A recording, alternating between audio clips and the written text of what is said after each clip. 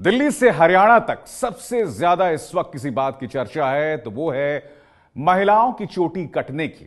दावा है कि कोई दबे पांव आता है और महिलाओं के बाल काटकर गायब हो जाता है।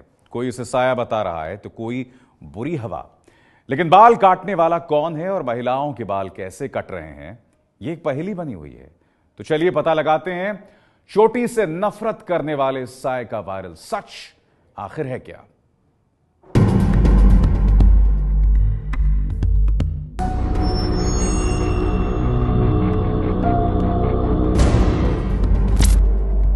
हाथ में बालों का गुच्छा लिए एक शादीशुदा महिला खड़ी है। उसके पास लाल रंग का कुर्ता पहने एक छोटी सी बच्ची भी है। दावा है कि औरत के हाथ में बालों का जो गुच्छा है वो उसकी बेटी का है। दावा है कि बच्ची जब अपनी बहनों के साथ सो रही थी तभी अचानक से कोई आवाज सुनाई दी और लाइट जलाकर देखा गया तो बच्ची के बाल कटे हुए थे। दावा है कि यह घटना हरियाणा के गुरुग्राम में हुई। सोशल मीडिया पर बाल काटने की ऐसी घटनाओं की बाढ़ आई है। हरियाणा के साथ साथ राजधानी दिल्ली में भी बाल काटने वाली घटना की चर्चा जोरों पर है। दावा ये कि दिल्ली के कांगनहेड़ी इलाके में एक ही दिन में 3 महिलाओं की चोटी काट दी गई। दावा भले ही सोशल मीडिया पर किया जा रहा हो, लेकिन दहशत हरियाणा से लेकर दिल्ली की गलियों तक फैल चुकी है। हर गांव, हर मोहल्ले में सिर्फ बाल काटने वाले की बात की जा रही है। दहशत इस कदर है कि औरतें घर से निकलने में भी डर रही हैं। सबके मन में बस एक ही सवाल है कि ये बाल काटने वाला है कौन, और बिना जवाब तलाशे लोगों ने इसे भूत प्रेत और बुरे साए का नाम दे दिया। इसीलिए सच तक पहुंचने के लिए हमने वायरल तस्वीरों की पड़ताल शुरू की। सबसे पहले हमने गुरुग्राम वाली घटना की पड़ताल शुरू की। सुराग की तलाश में लोगों से पूछताछ करते हुए हम गुरुग्राम के बसई रोड की कृष्णा नगर कॉलोनी के एक घर में पहुंचे।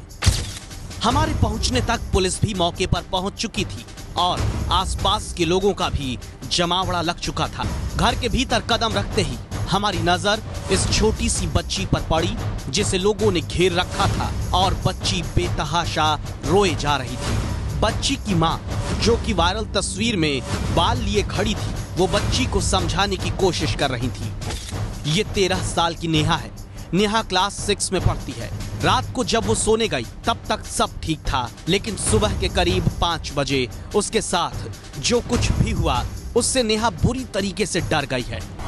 मैं सो रही थी, मेरे एकदम सिर में दर्द हुआ, मेरी बहन को पता चला है। सो रही थी 5 बजे, उसके बाद में छोटी वाली लड़की दोनों सो रही थी। छोटी वाली पता चला कि मम्मी कटर की आवाज़ आ रही है आरती का, तो मैं लाइट जलाई। तुरंत लाइट जला के देखे वो बेहोश पड़ी थी। उसके बाद में वो बोली, चिंगारी देने लगी, बोला मेरे सर में दर्द हो रहा है। भले ये ना पता चल पाया हो कि गुरुग्राम में 13 साल की बच्ची के बाल किसने काटे हैं, लेकिन बाल काटने वाली घटना हुई है, इस बात की पुष्टि हो चुकी थी। हमने पड़ताल आगे बढ़ाई और दिल्ली के कांगनहेड़ी पहुंच गए, जहां एक ही दिन में 3 महिलाओं के बाल काटने की घटना सामने आई थी। मोहल्ले के हर घर के बाहर नीम की पत्तियां लटक रही हैं।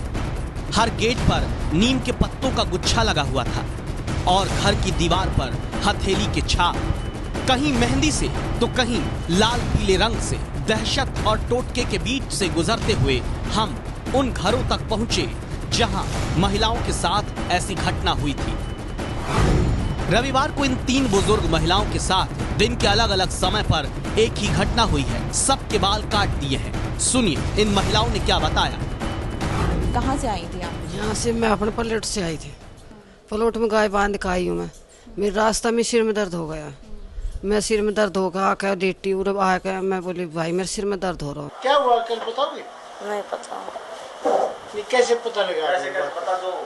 ऐसे सिर में दर्द होना कि मैं ऐसे पकड़ लिया बाल, फिर रुक के मारे 3 बस मैंने, फिर होश नहीं है कुछ ना जी, बस एक बार धड़कन सी देर, फिर दिखना तो बंद हो गया बस। दिल्ली के कांगनहेड़ी में एक ही दिन में 3 बुजुर्ग महिलाओं के बाल काटने की घटना तो हमारी पड़ताल में सच साबित हुई है, लेकिन एक अहम सवाल जो अभी भी बना हुआ था वो ये कि बाल काटने वाला है कौन।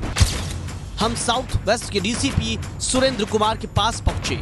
जांच में जुटी पुलिस ने कुछ अहम बातें बताई जो पूरे मामले से पर्दा उठाने का काम कर रही थी। चोटी कटने के पीछे 4 वजहें हो सकती हैं।